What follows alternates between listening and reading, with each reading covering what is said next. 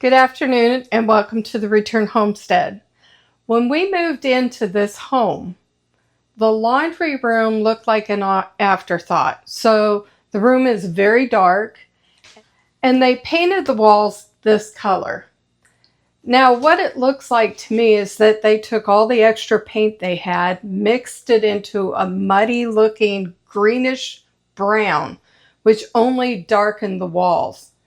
Now the problem is the walls are OSB and you can't wallpaper over that. And I didn't want to do any more drywall. I'm done. So drywall just creates a huge mess. We have beams everywhere, black accents, and I would have been cleaning up drywall forever. So I wanted to do it inexpensively and I wanted it to look nice. So this is what I decided to do. And it's super easy. Anyone can do this. I decided to paint the walls. So what we did is we came in with the same creamy white that we put in the kitchen and painted all the walls from that ugly green, greenish brown, to the creamy. Now this is still OSB and you can see that it's OSB. If you look up here, you can see where the joints are. And I have a plan for that as well. So how do you make OSB walls look great without spending a lot of money? Just like this. And this is super easy to do. All I did is get stencils, and these are olive branches. They have all kinds out there. Just make sure you get a large. And I taped it up there. And the only reason I didn't freehand these is because I wanted to see the pattern on the wall. And I don't know if the camera will pick it up, but I traced the leaf pattern with a pencil. And once I could see the pattern on the wall, then I can go back over it and freehand it, which is what I did. And that's super easy to do. You don't need to be intimidated. It doesn't need to be perfect. But this type of wallpaper was $45 plus a roll, and you can't wallpaper very easily on OSB because of all of the texture change. So let me show you how I did it. It's super easy. If you want a cheap way to finish walls, this is it. What I'm using is freezer paper. And I'm using that as a paint palette. If you don't have a paint palette, it's perfect. Then I'm using these acrylic paints. They're usually what, $2, $3 a piece, not that big a deal. The colors that I'm using for this wall is a forest green, a licorice, and the licorice is just to give me more of an olive green. I'm using tan, and I'm using raw umber for the leaves, or for the stems. And I'm also using camel. In this instance, I'm doing the stems first, and I'm using the brown and tan. For the leaves, I'm going to use those three colors. And what I do is I'm using a flat brush, and I'm going to double load it. So on one side, I'm going to load the black with the green, giving me more of an olive green, and on the other side I'm going to put the camel.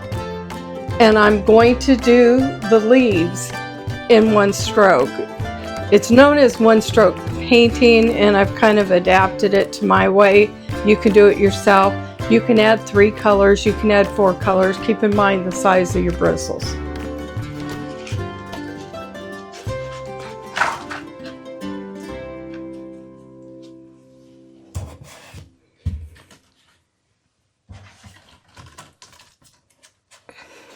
Okay, now I need a pencil. So I've got just one more stencil to put up, which is the most scary for me because I'm on a ladder turned the wrong way. I don't have a lot of room here. And you're just going to give yourself an outline. Again, it doesn't need to be perfect. It just needs to be there. And you're going to go over this until you've got a pattern to follow. And having these up give you some kind of an idea of how you're going to space them. And you don't want them to be identical. You want them totally random. So in parts of this, I only used the top part or the bottom part. I didn't use the whole stencil all the way through. Use your imagination. That's what you want to do. So I'm going to get this drawn on the wall. And then I'll show you how easy it is to paint.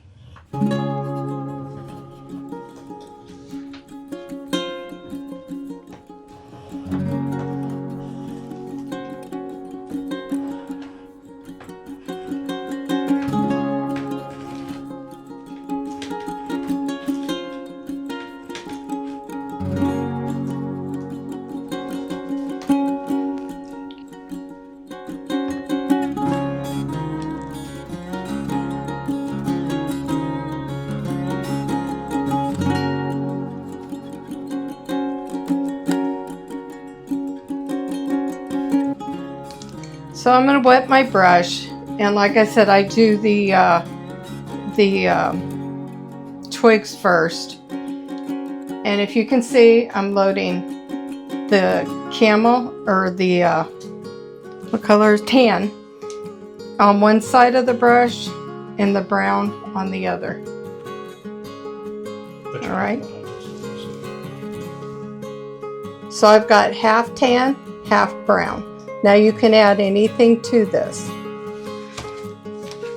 You can go ahead and blend them down on the freezer paper, which is what makes this so easy to do. But you can also blend it on the wall. Now again, this doesn't have to be perfect. You're simply going to put it down and twist your brush as you're going. It'll give it a watercolor look. If you want it more opaque, just put more paint on.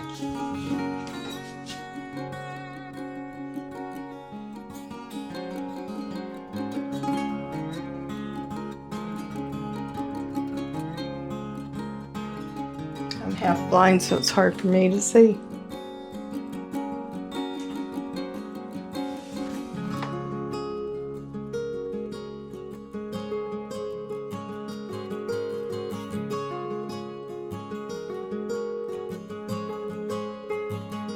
If you use a heavy pencil like I did, try to cover up those lines. You can also erase them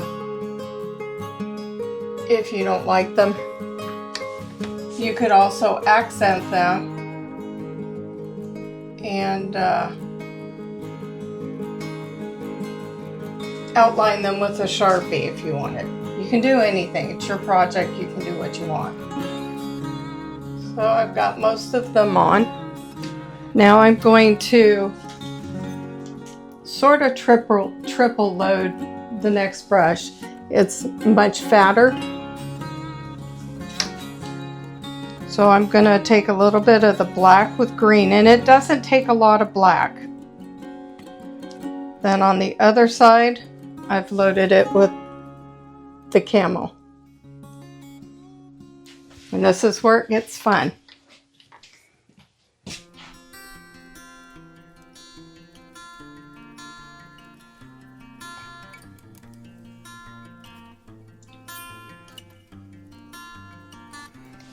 Now, this one turned out much darker than these, and that's okay. All you're going to do is reload with your yellow.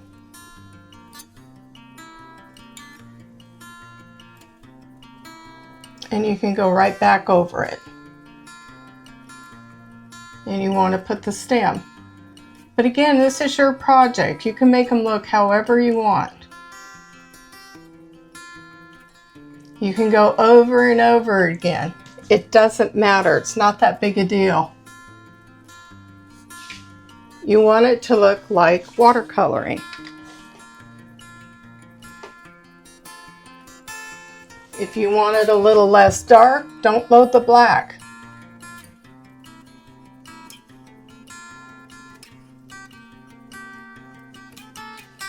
And I am turning my brush so the lighter's in the center. And then I just give it a vein.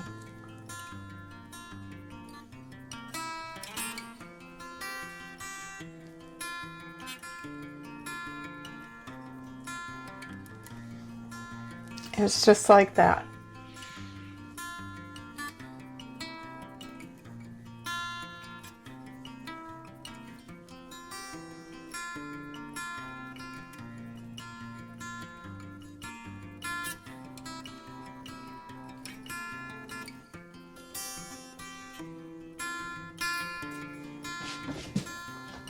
Now when you get all done, I do go back over a little bit if I can see the outline, because I don't like to go back and erase. And it's fine.